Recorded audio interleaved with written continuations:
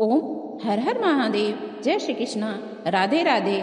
आज मैं माघ मास का 37वां अध्याय आपको सुनाने जा रही हूँ। कथा करने से पहले आपसे अनुरोध करना चाहती हूँ कि यदि आप हमारे चैनल पर नए हैं तो कृपया करके लाइक करिए, सब्सक्राइब करिए, शेयर करिए, बेल आइकन को प्रेस कर दीजिए, जिससे सारा नोटिफिकेशन आपके पास जाती रहे। जय श्री कृष्णा। राधे राधे लिखना न भूलें। प्रेत कहने लगा, हे पथिक, मैं इस समय तुम्हारे पास जो गंगा जल है उसे मैं मांगा, क्योंकि मैं इस गंगा जल का बहुत सा वर्णन सुना हूं। मैंने इस पर्वत पर गंगा जल का बहुत ही अद्भुत चमत्कार देखा है, इसलिए जल मांग रहा हूं। मैं प्रेत योनि में अति दुखी हूं। एक ब्राह्मण का अनधिकारी को यज्ञ करा करके ब्रह्म राक्षस हो गया। वह हमारे साथ 8 वर्ष तक रहा। उसके पुत्र ने उसकी अस्थियों को इकट्ठा करके गंगा जल में कनखल स्थान में गिरा दिया। उसी समय वह राक्षस सत्व त्याग करके सद्गति को प्राप्त हुआ। मैंने प्रत्यक्ष देखा है, इसलिए मुझे गंगा जल दे दो।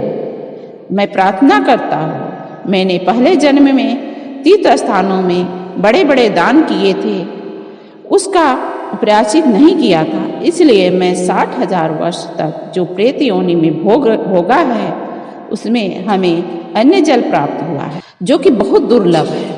प्रेत योनि में अन्न जल ग्रहण करना बहुत ही दुर्लभ होता है। ईश्वर की कृपा से हमें प्राप्त हुआ है।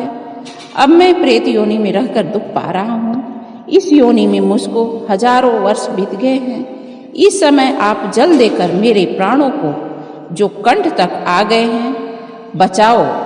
कुष्ठ आदि रोग से भी मनुष्य प्राणों को त्याग करने की इच्छा नहीं करता। देवदूती कहने लगे। ऐसे उस प्रेत के वचन सुनकर के बड़ा विस्मय में हुआ और वह अपने मन में विचार करने लगा कि संसार में पाप और पुण्य के फल आवश्यक आप पड़ते हैं। देव और दानव मनुष्य कीड़े मकोड़े भी रोगों से पीड़ित होते हैं। बाल तथा वृद्धों को मरण, अंधा तथा कुबड़ापन, ऐश्वर्य, दरिद्रता, पांडित्य तथा मूर्खता सब कर्मों से ही होता है। इस कर्म भूमि में जिन्होंने न्याय से धन इकट्ठा किया वह धन्य है। यह सुनकर के प्रेत गदगद वाणी में बोला है, हे पथिक, मैं जानता हूँ कि आप सर्वज्ञ हैं। आप मुझको जीवन का आधार जल इस प्रकार दो। मेघ चातक को देता है। उस पथिक कहने लगे, हे प्रेत, मैंने माता पिता भृंगु क्षेत्र में बैठे हैं, मैं उन्हीं के लिए जल लाया हूँ। अब तुम बीच में ही गंगा जल मांग रहे हो। यह संगम का जल अपने मैं माता पिता के लिए ले जा रहा था। अब मैं इसी धर्म संदेह में पड़ा हूँ कि क्या मैं कांड वस्तु में यज्ञों को इतना नहीं मानता कि जितना किसी के प्राण की रक्षा कर सकूं।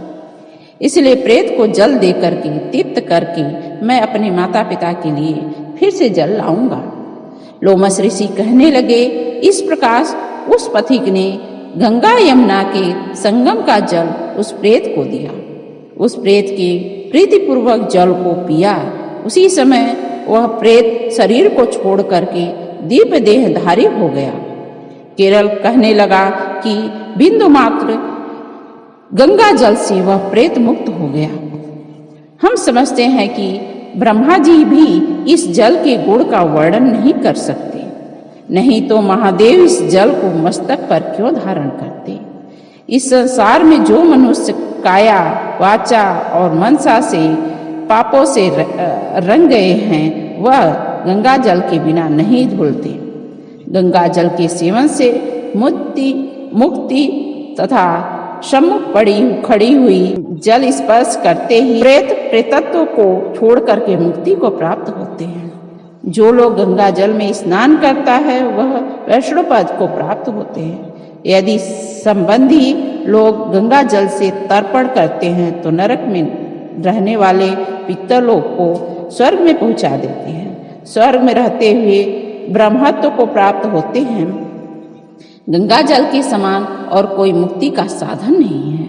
वह प्रेत वहां से चला गया और 1 मास में जब माघ मास आया तो उसने सुने हुए प्रयाग महात्मा के अनुसार गंगा जल यमुना में संगम में स्नान करके 50 शरीर त्याग करके भक्ति पूर्वक नारायण की स्तुति करता हुआ वह द्रविड़ देश का राजा गंधर्वों से सेवित उत्तम विमान पर बैठ करके इंद्रपुरी को गया। सो हे द्विज, इस इतिहास पापों का जल्द ही नाश करता है। इसमें धर्म का ज्ञान होता है। यह पूर्ण यश तथा कीर्ति को बढ़ाने वाला है, ज्ञान तथा मोक्ष को देने वाला है। तुम भी सद्गति को पाने के लिए प्रयाग चलो। वहाँ पर हम ऐसा स्नान करें जो देवताओं के लिए दुर्लभ होता है। वहाँ पर सांप से पैदा हुआ पिशाचपन सब नाश को प्राप्त होता है। इस प्रकार लोमस ऋषि के मुख से अमृतमय मधुर कथा को सुन करके मानो अमृत पी करके सब प्रसन्न हुए और पाप रूपी समुद्र से पार हुए।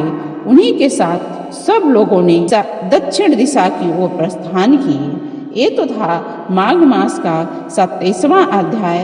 अब हम 28वें अध्याय की तरफ चलते हैं। वशिष्ठ जी कहने लगे कि हे राजा दिलीप, बहुत से जन समूह सहित आच्छोद सरोवर में स्नान करके सुखपूर्वक मोक्ष को प्राप्त हो गए। तब लोमस ऋषि कहने लगे, संसार रूपी इस तीर्थ राजा को सब श्रद्धा पूर्वक देखो। यहाँ पर 33 करोड़ देवता आकर आनंद पूर्वक रहते हैं। यह अक्षय वट है जिनकी जड़ पाताल तक गई है और मार्कंडे ऋषि प्रलय के समान भगवान इसी अक्षय वट का आश्रय लेते हैं। यही शिव जी की प्रिय भगवती भागीरथी हैं जिसकी सिद्ध लोग सेवा करते हैं। यह गंगा स्वर्ग के हेतु पताका है। इसका जल पीकर मनुष्य मुक्त होते हैं। हे मुनि, सभी प्राणी इस नदी को यमुना से मिली हुई पाते हैं। इसका संगम बड़े पुण्य से प्राप्त होता है। इसके स्नान से जन्म मृत्यु रूपी दावानल से कोई नहीं तपता, परंतु ज्ञान प्राप्त करके मुक्ति को प्राप्त हो जाता है। यहाँ पर स्नान करने से सभी प्राणी बिना ज्ञान के ही मुक्त हो जाते हैं। इसलिए ब्रह्मा जी ने यहाँ यज्ञ करने की इच्छा की थी। इसी संगम में भगवान विष्णु ने इसी प्राप्ति की इच्छा से स्नान करके लक्ष्मी को प्राप्त किया।